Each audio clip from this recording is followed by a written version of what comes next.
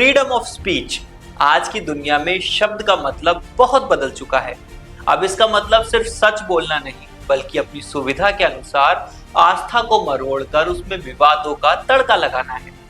यही काम किया है हमारे दिग्गज कलाकार प्रकाश राज ने। उन्होंने हाल ही में रामायण का एक ऐसा एडिटेड वर्जन सुनाया जिसे सुनकर शायद महर्षि वाल्मीकि भी सोच रहे होंगे कि काश उनके दौर में भी कोई कॉपीराइट एक्ट होता। नमस्कार, मैं हूं निखिल और आप देख रहे हैं बीबीसी राजस्थान।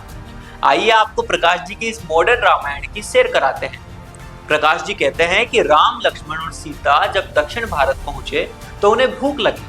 अब भगवान राम, जिन्हें हम मर्यादा पुरुषोत्तम कहते हैं, प्रकाश जी की कहानी में बिना पूछे खेत से फल तोड़ लेते हैं और फिर एंट्री होती है मालिक रावण की। इस कहानी में रावण कोई अहंकारी राक्षस या विद्वान पंडित नहीं, बल्कि एक टैक्स कलेक्टर है।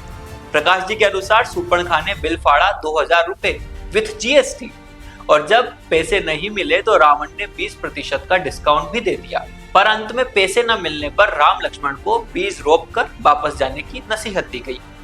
हालांकि उन्होंने वीडियो के शुरू में ही कह दिया कि यह संवाद एक स्कूली बच्चों के नाटक से उठाया गया है, लेकिन इस मजाक के पीछे जो जहर था वो उनके असली बयान में बाहर आया। प्रकाश राज ने सीधे तौर पर उत्तर भारत को निशाने पर लेते हुए कहा कि नॉर्थ के लोग हम पर जबरदस्ती हिंदी न थोपे। किसी बैंक का मैनेजर बनकर हमें बीफ खाने से मत रोको, हम बीफ फेस्टिवल भी करेंगे। उन्होंने यहाँ तक कह दिया कि नॉर्थ वालों को साउथ में काम करना चाहिए और चुपचाप वापस चले जाना चाहिए। प्रकाश जी, जहां तक बात गोमांस या बीफ की है तो हाँ, हम मना करेंगे। गाय को यहाँ पवित्र माना जाता है।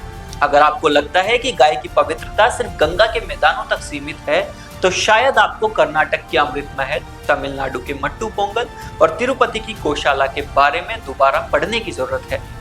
और आप कहते हैं कि उत्तर वाले पहचान थोपते हैं।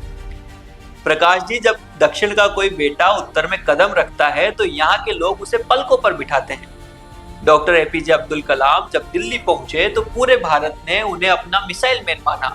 ई श्रीधरन ने दिल्ली की मेट्रो बिछाई और के शिवन के आंसुओं पर पूरा उत्तर भारत रोया था।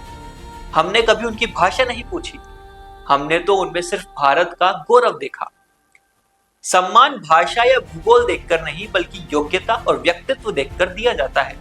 आप चंद बैंक मैनेजरों या छोटे मोटे विवादों को आधार बनाकर पूरे उत्तर भारत को कटघरे में खड़ा कर रहे हैं।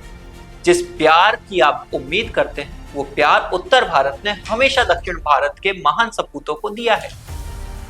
प्रकाश जी, कड़वाहट आपके शब्दों में है, भारत के रिश्तों में नहीं। उत्तर और दक्षिण एक ही शरीर के दो हाथ है जिन्हें आप अलग नहीं कर सकते।